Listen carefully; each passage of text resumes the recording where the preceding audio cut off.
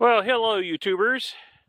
I thought I'd give you a look at my setup for astrophotography out here on my Arizona property.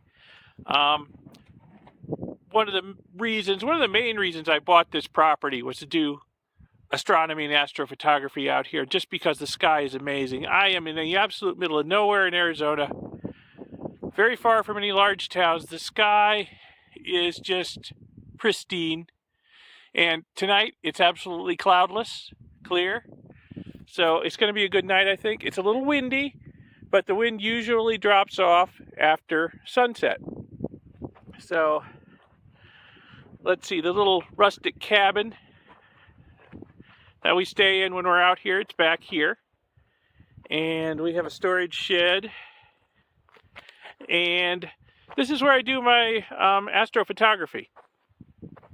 And what I have here, we'll start with the outside, then I'll take you inside. What I have here is a 10 by 10 dog kennel, chain link fence dog kennel. And what I do is I hang tarps on it to block the wind. So, like I say, I'm hoping the wind will drop down after dark. It usually does, but it might still be blowing a little bit with the occasional gust. And this really blocks the wind and prevents it from shaking the telescope too bad. And I'll take you inside here and show you my setup. What I got here.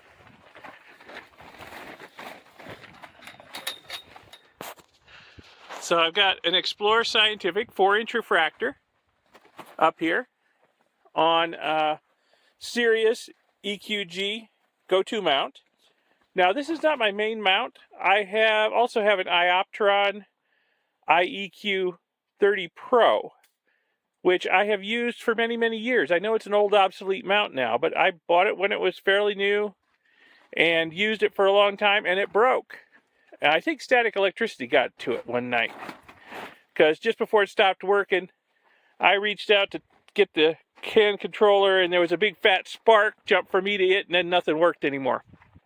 So it took me, probably about 8 months, because it was during the height of COVID, to get the parts from Ioptron to fix it. And in the meantime, I started using this. And on my last trip out here, this was actually working pretty good for doing the astrophotography I do. Yeah, it worked pretty good. So I'd set it up tonight because it was basically just sitting in the shed all ready to go. The Ioptron's all in pieces. I need to put it together. Maybe I'll do that while I'm here. So it's sitting on concrete blocks on top of hockey pucks, which I've painted white so I can see them. It's bungeed down to the ground just in case a heavy wind gust does come along. It won't topple the thing over. Got 12-volt battery down here and a power distribution box to run everything. Let's see. Got 60 millimeter guide scope with Starshoot auto guider. And over here, we've got the ASI 294 MC Pro camera by Zewo over here. And the reason I have it on here with the 2-inch diagonal is because I don't have enough extension tubes to get the camera out to where it'll focus. But with the diagonal, there's enough back focus that I can get the thing to focus. I've also got a red dot finder stuck on it. And then let's see, come around here, we've got the Pole Master, QHY Pole Master. Makes polar alignment, a 5-minute job. It's a cinch. I've got the dew remover hooked up. Now, out here in this part of Arizona, unless it's been raining, which it has not rained here in I don't know how long, it's never humid enough for dew. But on a night like tonight, where, the sun is still about an hour away from setting, and the temperature's already dipping into the 50s, it's going to get below freezing tonight. Frost is actually a problem, and I have had problems with frost on this thing before, rather than dew. So I've got the dew zapper on there, and I will have it cranked up just warm enough to prevent frost. I don't think dew is going to be a problem. It never is. Got the Moto Focus on here, which really, you can't do astrophotography without autofocus. It's really just impossible to get the focus good enough. So, and then I love the Zero cameras, and a lot of modern cameras have a built-in USB hub. So the guide scope, or the auto guider camera, and the pole master, they can plug into the hub in the camera. Then I've just got one USB cable going to where my laptop will be over here. So that's my setup, and it works pretty darn well. I have a 5-inch refractor back in Florida, and I've been tempted to bring it out here. But I will tell you what, under these skies, the 4-inch does just amazing out here. It just, you know, the sky is so transparent. It gathers an amazing amount of light and produces some really nice pictures. So, yeah, oh, one other thing. I have a big trash bag bungeed to the wall of the kennel over here, and I will use that to cover up the scope when I'm done at night, so that it doesn't get all dusty when the wind blows and gets the dust moving, because it's very dusty here. So that's my setup, and we'll get her fired up here after sunset. Once it gets good and dark, I can see Polaris. We'll get her polar aligned. We'll get everything focused, and see if we can make some images tonight. You know, I've been learning from some people in the St. Pete Astronomy Club who are really great astrophotographers about how to improve my technique. And I think I'm just going to concentrate on one, maybe two objects at most tonight, rather than trying to image half a dozen. And just, you know, take lots of subs and just try and do the best I can on one or two objects, and, you know, not try to rush myself through half a dozen of them. You know, I'm out here for like a week and a half, and the sky will probably be great most every night. So, you know, if I get good images from one or two objects every clear night, I'll be doing pretty good. So that's what I'm going to do, and we'll see. I may tack some images onto the end of this video that I take while I'm out here, so you can see what kind of work I'm doing. Well, it's later that same night, and I am imaging the galaxies M81 and 82. 81's over here, 82's over here. I'm taking a series of 60-second subframes. I'm taking a series of 30 of them, and it looks like we've got 18 of 30 done. And this is the second set of 30 60-second subframes I've taken.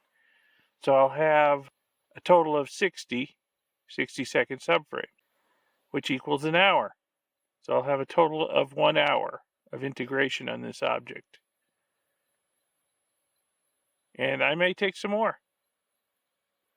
Everything's working pretty well. Got PhD guiding over here. It's like we are guiding okay.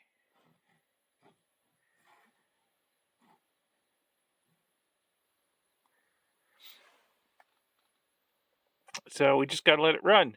The biggest challenge here is staying awake. I need to set an alarm. So here's the processed image of 81 and 82 that you saw me taking earlier in the video. And yeah, I think it turned out pretty darn well. I think M81 is one of my favorite galaxies up here. It's just a gorgeous spiral. I think if I had taken longer or more subs or longer subs, I could have got a little bit more of the red outflow from the center of 82, but I'm still pretty happy with this image. I like it a lot. And I'll show you some of the other images I got on this visit to Arizona. Got the trio in Leo up here. This turned out really, really nice. I'm pretty happy with this too. Got 65 and 66. And the hamburger galaxy, as it's known, also known as NGC 3628. So I got all three of the Trio and Leo in the same frame, and that's a pretty good image. I'm liking it. I'm definitely getting better. I'm no great expert at astrophotography yet, but I'm getting better. Every time I do it, I learn more and I get better.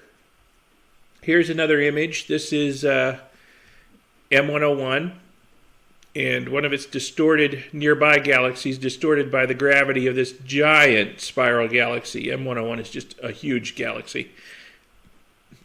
Beautiful spirals. The color turned out great in this. Yeah, this is a pretty good image too.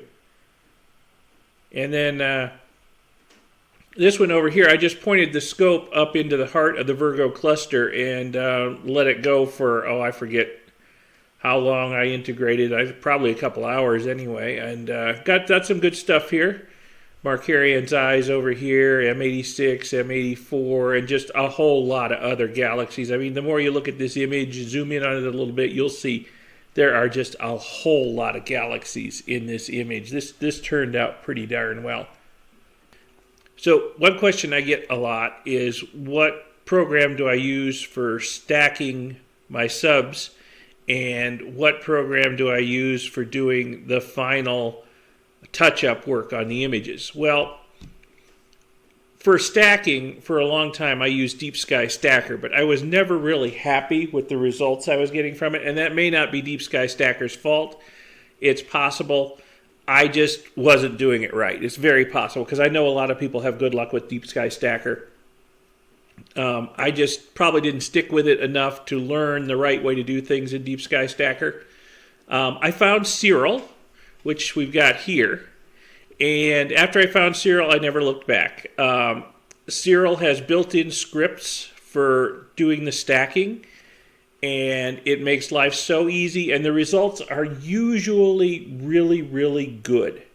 Every once in a while, I'll have a problem where things don't come out quite right, and I'm not sure why, but usually with Cyril, everything just worked. Now, I don't consider myself a great expert on using Cyril. I've only been using it for, I don't know, less than a year.